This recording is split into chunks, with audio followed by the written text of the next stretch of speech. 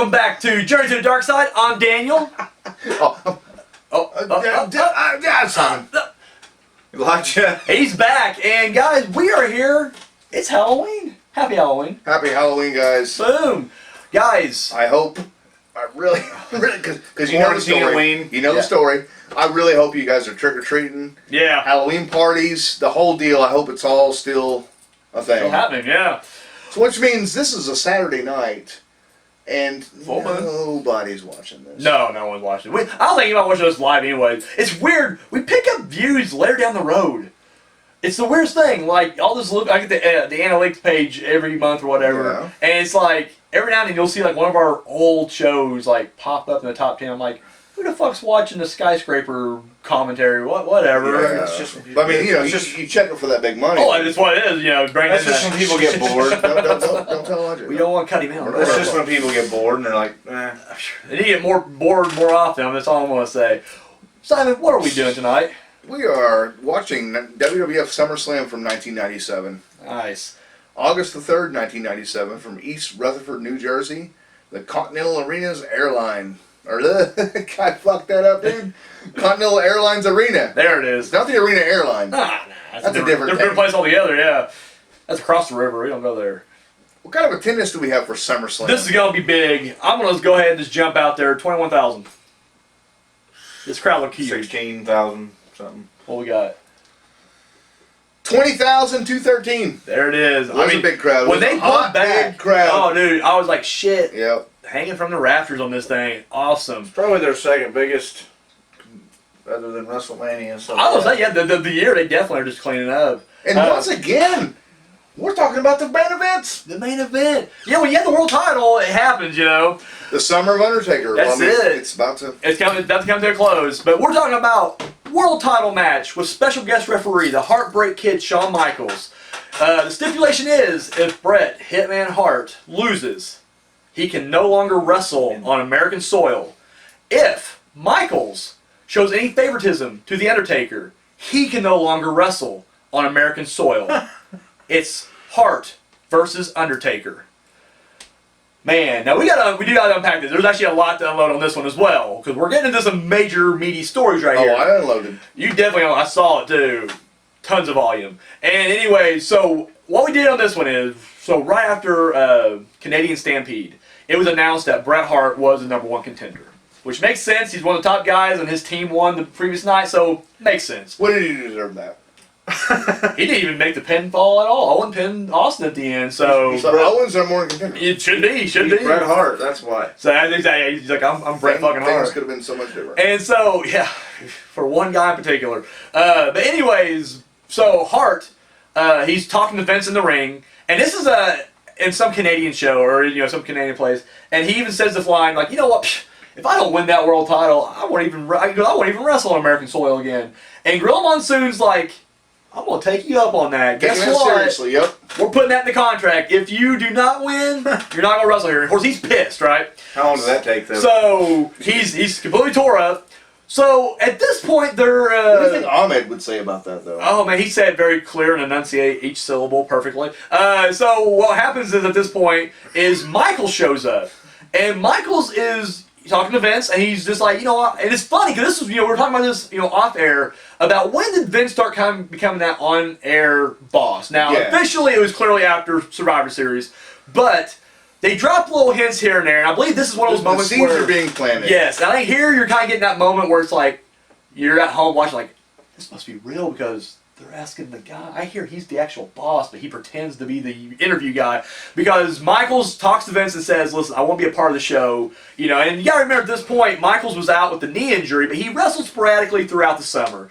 Nothing major. And so anyways, he says, he wants to be a part of the show. So on the next episode of Monday Night Raw, or Raw's War at the time, first they have, there's a big 6-man tag match that was announced. Hart, Bret, and Owen, and the Bulldog challenge any 3 American wrestlers to wrestle them in a flag match. And I believe they were doing the capture the flag rules, but I'm sure there's also a pinfall submission as well. Who knows? I don't remember clearly. So, but either way, that you never fucking believe it. If Russo's right that there was on a fucking poll. So yeah, they were definitely up on that poll. All right. The 3 wrestlers to accept would be the Undertaker and tag team champion. And I forgot all about this. Stone Cold Steve Austin and Dude Love. And that's so right, yeah, and so they accept. Now, before the match gets underway, though, Shawn Michaels comes out. He's got a big announcement. He's going to be the special guest referee. He found the smile. He's right there, laying around there the whole time, picks it up, puts it on, and he's going to be the special guest referee. But he states also that Monsoon made it clear that if he shows any kind of favoritism towards The Undertaker, that he will have to suffer the same fate as Bret Hart, and he can no longer wrestle in American soil as well. And so Bret comes out pissed. And first he goes after Michaels, and they split him up. But then he goes outside, and he goes right after Vince, and like knocks his headphones off his head. And of course Vince is like pissed looking at him. And then Hart reaches over to the desk and grabs him by his shirt. McMahon grabs Hart by his shirt and starts trying to pull him over. So you get this big pull apart thing. Lots of cursing. And of course on the thing they're kind of bleeping it out here. But you know, holy shit. This is kind of that first peek behind the curtain of like, oh, why would the commentator? Why would he take it out on the commentary? You know? And why was Michaels talking? You know what? It's a whole thing. 6-man tag match would happen for the flag. Pillman would interfere, and the Canadians and Brit would win the flag match. And so at this point, Hart's really leaning into his anti-American persona. And so the next week, he calls out a newcomer, the Patriot. Guess what, Patriot? I'm going to treat you like all the other Americans and make you, you know, bow down and all that stuff. Had the Kurt Angle theme, didn't he? He did, yeah. He actually had it. Well, and Kurt Angle has the Patriots thing. Oh! So, anyways, they have their match. Mr. HBK is the commentator that night, commentator. And so during the match, Hart kind of has it locked up. He's going to win it. And as he's pinning him, Michaels runs in there and grabs his foot and pulls him off. Pisses Hart off. Hart, you know, over rope, what the fuck, you know, how you doing? And Patriot rolls up, 1, 2, 3, Patriot beats Bret Hart. First match in the company. And so, USA, at this point, absolutely. Pull apart between Hart and Michaels, and then Taker comes out and watches the scene unfold. And that was our go-home show from Raw. Once again, we have a main event for the world title with Undertaker and Bret Hart, and Undertaker is once again the third wheel in his own title match. Yep. Because the only thing people care about is Hart and Michaels. And I do feel like they kind of showed their hand by having this goofy stipulation in there. Now, like, you know, we mentioned earlier off air about how the stupid stipulation with Shane McMahon and Taker and how they just disregarded the next night. But it's like, this was 97, they took it a little more seriously, so it's like, clearly Bret Hart's going to win this match. You're not going to be like, nope, you're now off the air and you can only show up once every 3 months. Yeah. You know? So it just seemed like, I don't know, it was just, I wish they would have done that, even though I know we're watching it, you know, almost 20, 30 years later. But still, yeah, I was just like, it seems way too obvious. Now, at the time it wasn't, because I was a kid and I was just like, yeah, USA, Taker, kill this guy. Yeah. Do a fast count, Michael, I don't care. So, we start the match off, and of course, Hart comes out first and has the national anthem play, getting some major fucking. We're in New Jersey. The Canadian national anthem. Yes, and dude, we're in New Jersey, and dude, these guys are just ruthless. Like they are. He's singing it too. He is, yeah, mouthing the lyrics. Yeah, and so, and you mentioned Superfan was here. Superfan. So there's a guy, and I always call him the Sid fan, even though that's not the case because he's been all these shows even when Sid's not there. But I call him the Sid fan because every time Sid's main eventing, he's a guy who has the mesh tank top sometimes. And anyways, I just remember every time that Sid has a match, he always goes right up to this guy, and he'd always do the, you know, who's the man? You're the man. Who's the man? They did that whole thing all the time, and literally this guy is like at every, and not just at every event, he's front fucking row. And like you mentioned, that's him. It's Vladimir. So there you go, Vladimir, the wrestling super fan. So if you guys, Vladimir Kozlov. so literally there he is. Check it out. He's at all these events, and literally There it is. Yeah, that's the Sid fan. That's why I always call him the Sid fan. We can't put this picture on the screen because we'll get taken down. Vince, Vince is a bitch, so he'll flip that on us. But anyways, unless you want to hire us, Vince, to be doing shows for you on the network. Hell yeah. It's Corona, bitch. You gotta get us on here. We ain't gonna travel. Shit. We'll fucking tone down our fucking language. Yeah, bitch. Come Bleep on. Bleep that motherfucking shit. So anyways, Vladimir. So he's getting... Love you, bro. Hopefully you should watch. I am dead serious. I'm glad you looked that up, because I'm glad we can call him Vladimir now, because he's got a name. He's a human being. How would Ahmed Johnson say he was a human being? He's a human being. Oh, okay, that's how you say. So anyway... out comes HBK next. You know what I love about HBK in this match? Here's what I think is lacking from wrestling most of the time today, and even a little bit back when I watched it. When you have any kind of stipulation or gimmick or whatever to your match, use the gimmick. If you're in a cage match, I don't want to see a fucking standard match and then every now and then you go to the cage. No. I want to see you use that cage throughout the whole fucking thing. You got a hardcore match. I don't want to see 15 minutes you guys wrestle in a ring. I want to see you guys grab a chair right off the bat and a trash can and go at it. Tag matches. I like seeing frequent tags. I want to see a tag team match. I don't want to see 2 single matches where after the guy gets all his shit in, tag, get in there. You get all your shit in, tag, I'm back in. It's just like, no, use the gimmick. And a lot of times you see a special referee match, the special referee is only used when they need him. So he's a standard referee the entire time, just out of the way, bland, blends into the background, but then when the big finale happens, when he's got to do the screw job or whatever the case is, that's when he comes alive. Ken Shamrock in the Hart Austin match, good example. Yep. Added nothing to that match except to pull and suplex Bret off of Austin at the end. That was it. You literally could have had Hefner that entire fucking match. And it built Ken Shamrock to go on to, Yeah.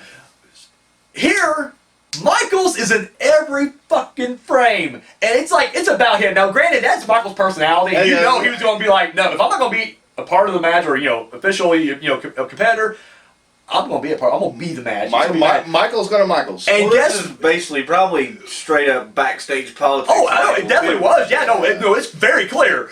But, god damn it if it's not entertaining. And guess what? Every single moment is something to do with Michaels making the calls, trying to, it's like, I like that. I absolutely, no, fuck that. I love that. It was great. Yeah, perfect. It really was, yeah.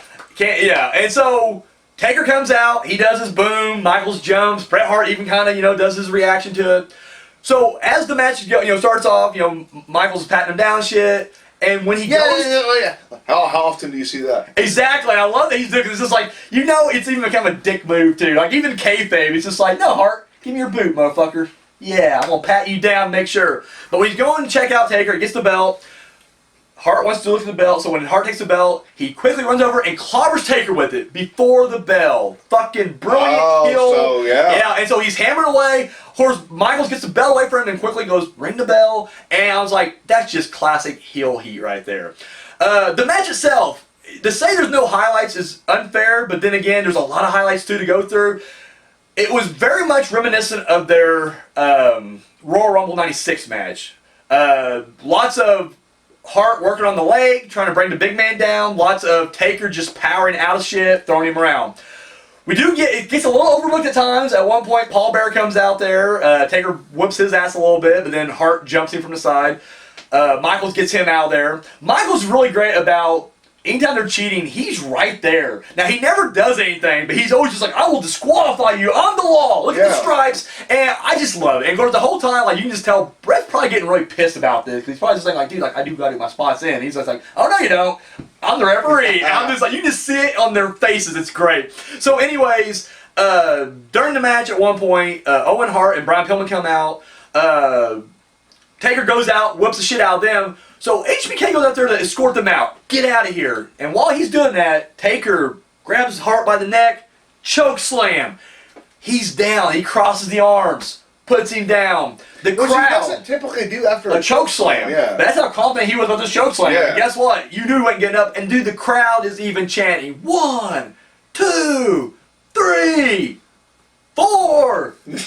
And Michaels is still like, get out of here. And you're thinking like, would you not hear the crowd? You couldn't not hear the crowd, but whatever. And was he like, oh shit, turn back, gets on the ring apron, and dude, HBK... He went back to the ring so nonchalantly. Yeah. Purposely not looking back, yeah. He knew what was going on. So he's just like, I won't look. But as soon as he gets up on the apron, Taker's there, and dude, HBK's reaction is priceless.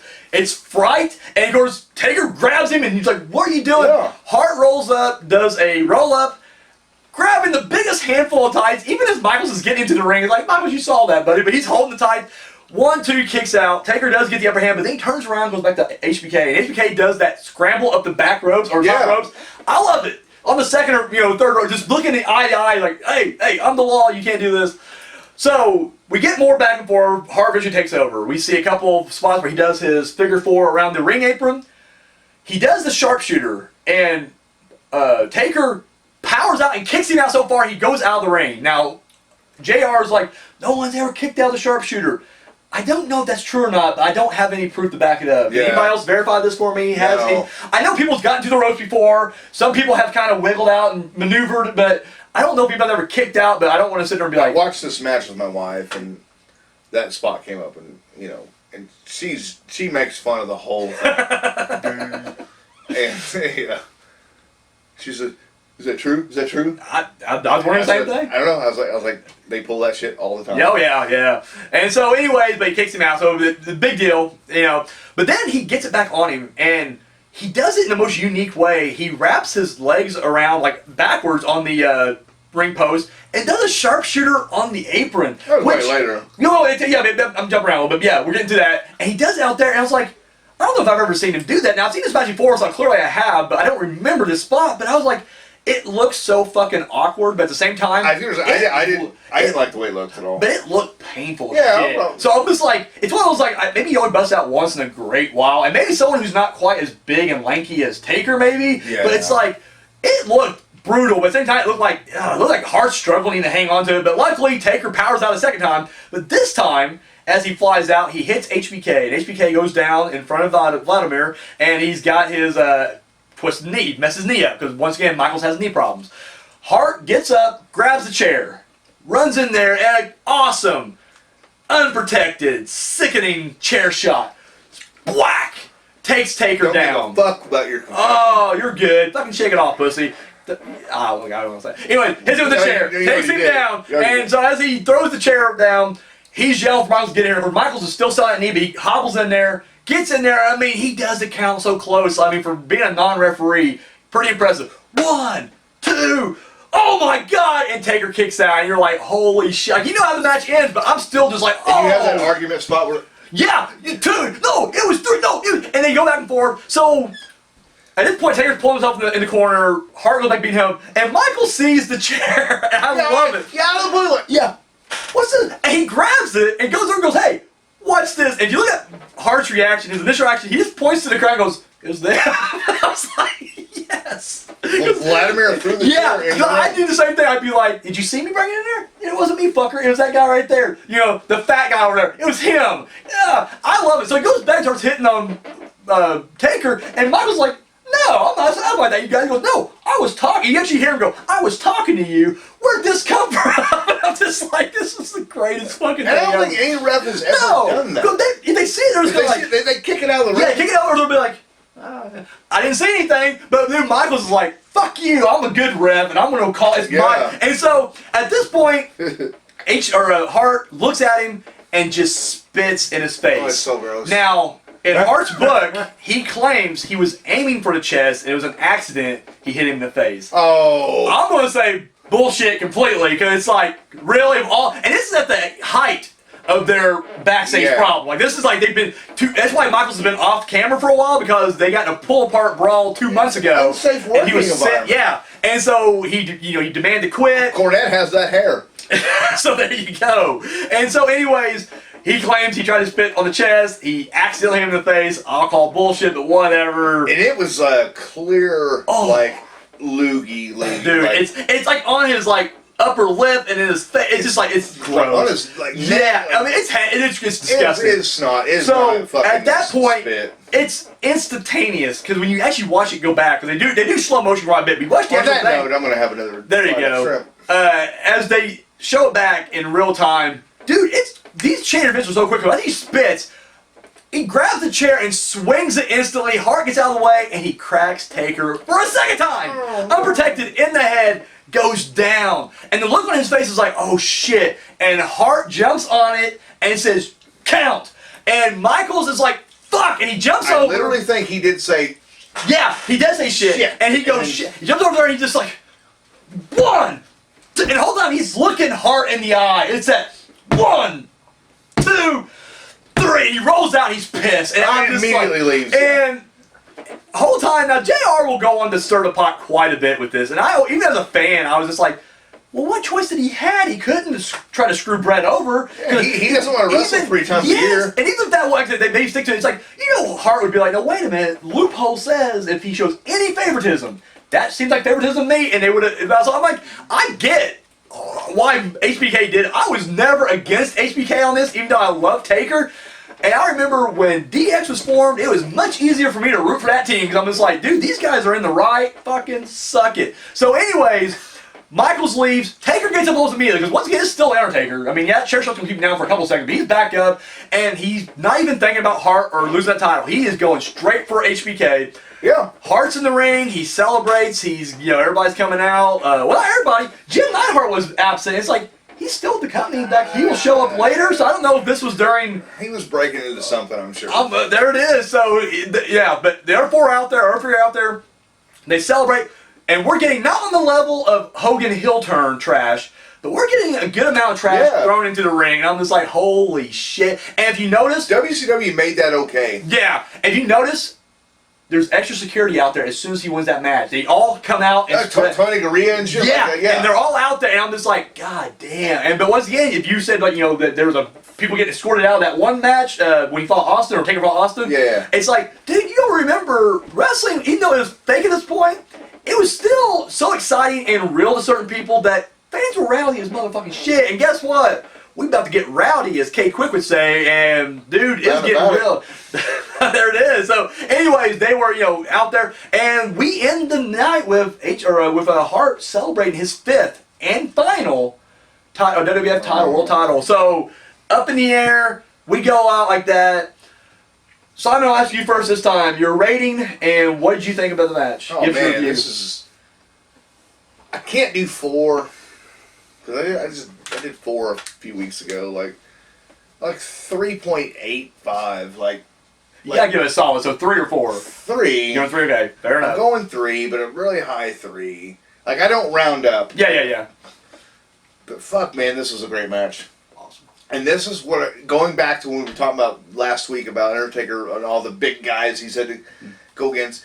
Anytime, and they did it, before, but as soon as they started putting him in the ring with, like, I hate to use the word little guys. Yeah, but no, it is, yeah. Average size, whatever the fuck, not monsters. Yeah.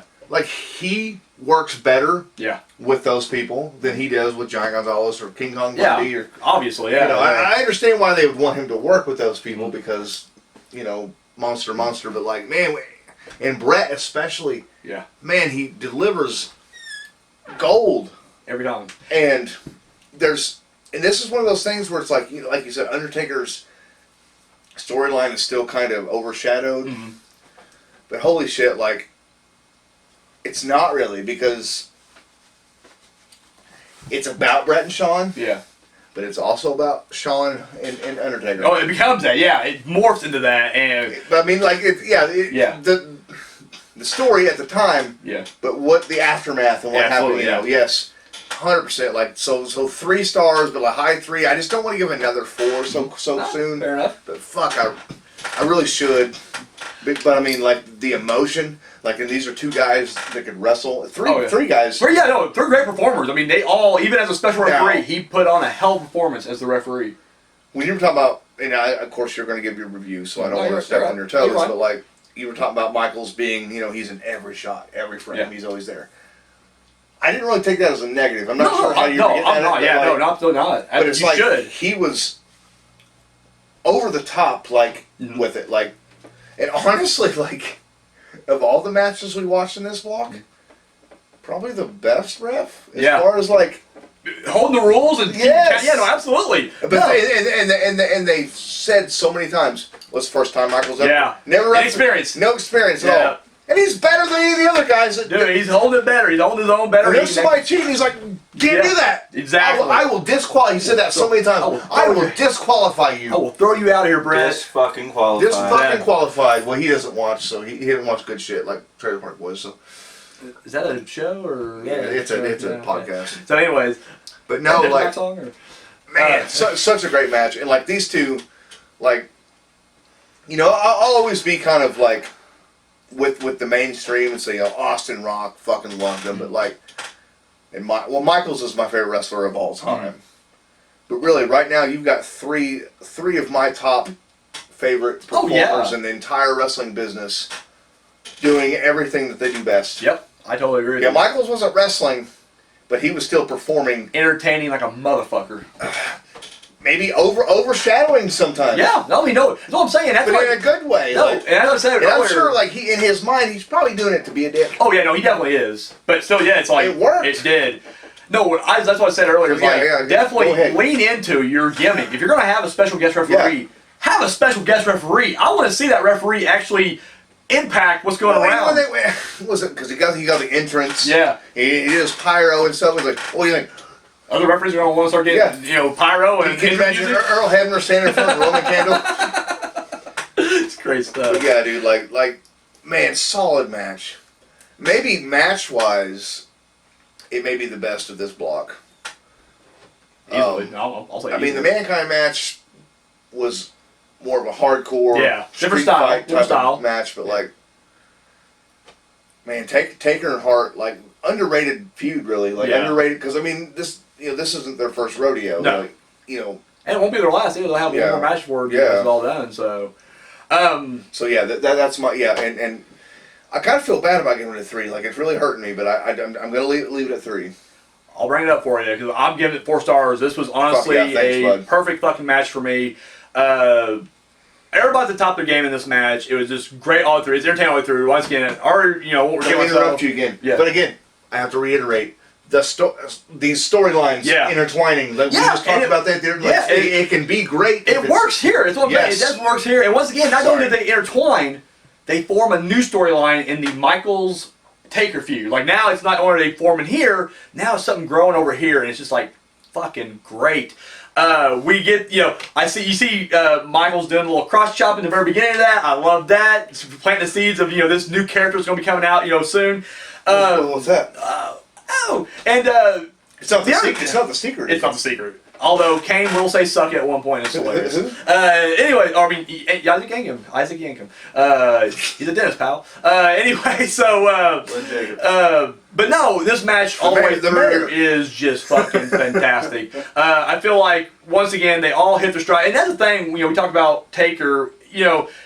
He even said, and Hart says in shoot interviews that I guess, when first time he fought Undertaker was back in like 91, 92, and he said like, well, I mean, I guess 90, but the first time he had a single program with him was like 91, 92, and he said, he was doing the Frankenstein gimmicks, how he put it. Yeah. And he's like, it was very limited because I always had fun working with Taker because, I don't mind bumping for him, and even though he's very limited in what he did, but he goes, he was always easy to work with. He goes, he was great in the ring. He goes, so I never had a problem with him. He goes, at 96 when they put us together for that world title run, he goes, I didn't know what I was going to do because he goes, I like to keep evolving my character or my in-ring style. He goes, I didn't think he was going to do it, but Taker went up to him and said, dude, I am so happy I'm working with you because now people's going to see that I can actually work. Yeah. And sure enough, and we've said back when we did that, it was incredible. So and Taker even says as much that it was Hart that kind of help get him out of that just fighting monster big men or crappy mediocre little guys, but it was like, and sure enough, the match quality after that was getting better. No, this match was just great for every reason we said before. I'm getting it 4 stars, just fucking fantastic. Elijah, what you got for us? I'll go 4. 4 stars. Also, but Man, I feel even worse now. Bret and Undertaker are gonna be coming after you. Yeah, they definitely will. Are they still with us? They both are. Oh, I know. One of them, Undertaker. One of them's dead. Has been dead for years, but Yeah.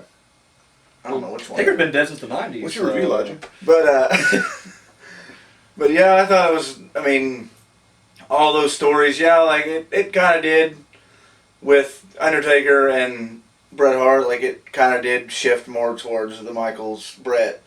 But like y'all were saying, like it worked in this situation. Yeah. Like I mean, it really put more on them in their feud, but then it also connected. Yeah. Then it also connected with the other ones. Like they all converged into something. Like I don't know. I probably sound stupid. No, it weaves a nice little pattern there. I mean, it really did. It's like a wicker basket in a way. And they worked well together. Like what he said earlier. The smaller guys, like maybe not like Rey Mysterio small, but like Average. Well, those matches were good too. Like, he works really well because it's like big man versus big man. It's like, oh god, like they're both. But then when you have the little guy like doing stuff to Undertaker, it's like, whoa, like you don't expect that, and when it happens, it's. I believe it was at this match that they said he's the yardstick. Yeah, they did actually. Yeah, you're right. Like Bret was holding his own with Undertaker. I mean, it wasn't like a squash match. It wasn't Undertaker. It was, I mean, pretty even. And then you had Shawn within that. I mean, he was doing his shtick. I was happy once we got out of the squash match era. Yeah, I agree. And this is why right here. I mean, yeah. Sorry, go ahead. Oh, you're fine.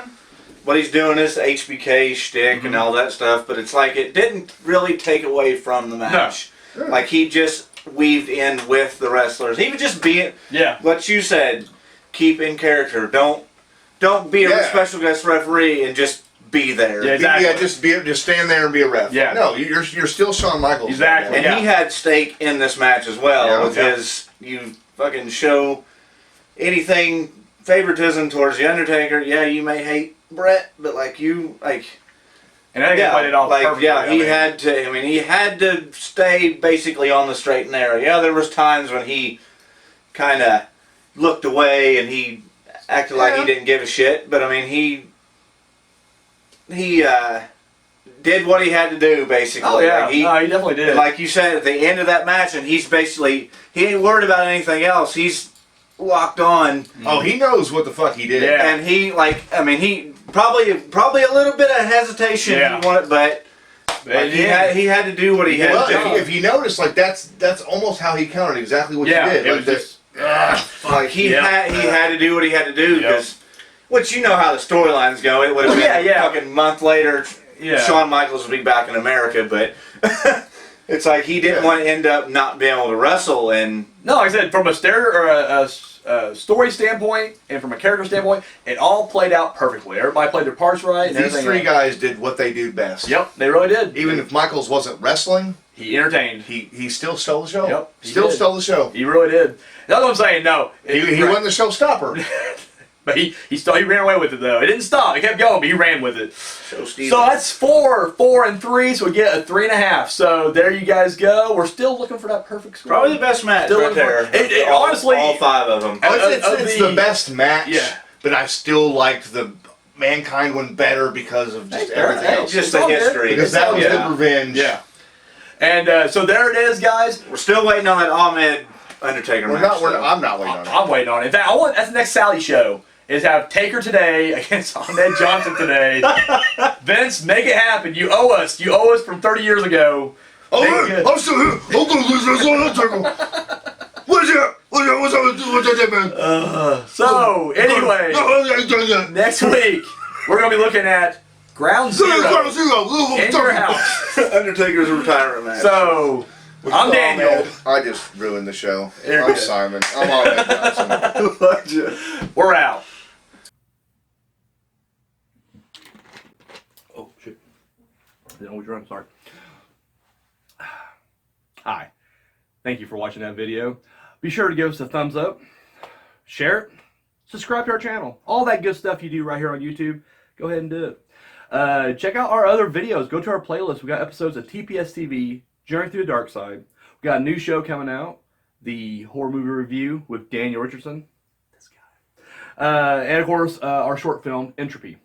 You can find all that and more right here on YouTube. And then check out, look at that. All of our social media right there. And we don't just, copy and paste like the same post and put it on all. No, that's ridiculous. 3 different platforms, 3 different posts. I mean, the behind the scenes stuff you see on Twitter will not be the same stuff you see on Instagram. So there you go, right there. So be sure to give us a follow and a like on all that right there. Keep up to date.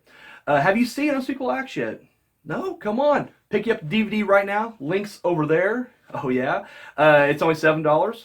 $3 shipping and handling. And of course, if you've already seen it and you haven't seen the Public Domain Dungeon yet, boom, $5 DVD right there. So 5 S&P as well. Or sorry, 3 S&P as well. So there you go. Do that. And if you got the spare change, you want to hit us up, donate a little bit over here to TPS Productions. Our Patreon is right there. Oh yeah. So that's all we. Oh my God, sorry. I'm getting fired, ain't I? God, that's all we got. Thank you for watching.